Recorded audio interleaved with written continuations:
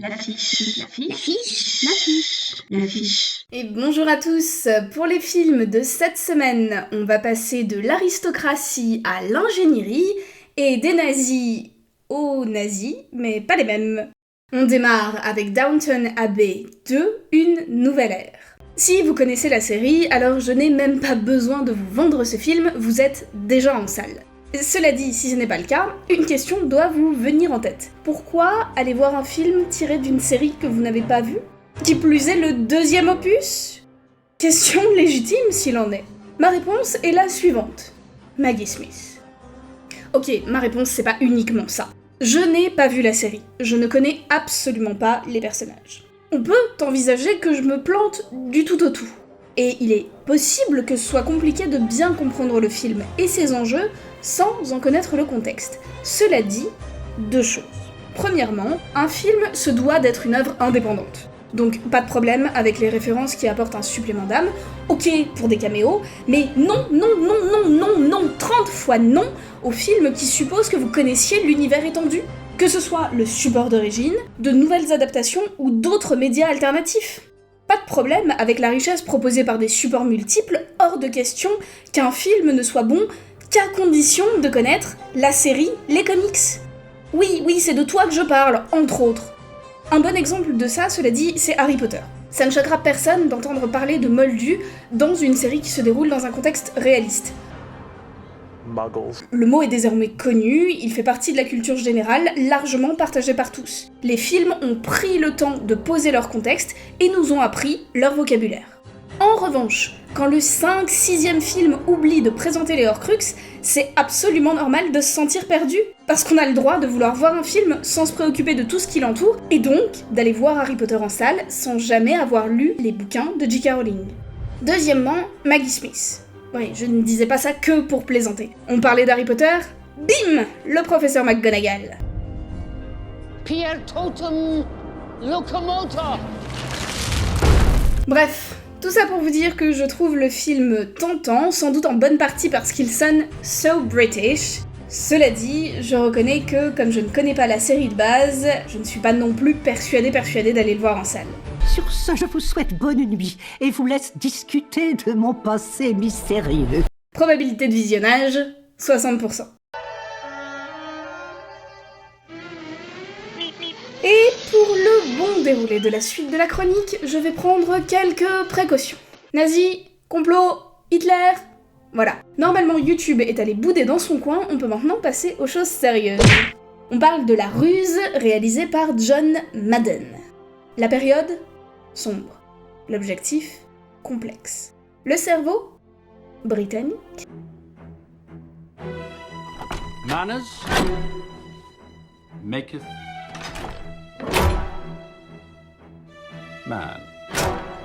La Ruse nous parle d'une histoire vraie incroyable, une de plus parmi toutes celles qui ont émaillé la Seconde Guerre mondiale. Je n'ai pas vu le film, mais je crois avoir déjà entendu parler de cette histoire et j'en salive donc d'avance. Opération chair à pâté.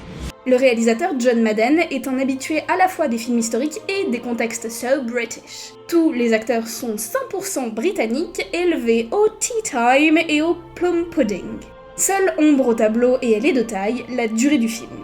Pour une raison mystérieuse, et alors même que les tournages ont été très perturbés, voire interrompus par le Covid, les longs métrages sont quand même de plus en plus longs.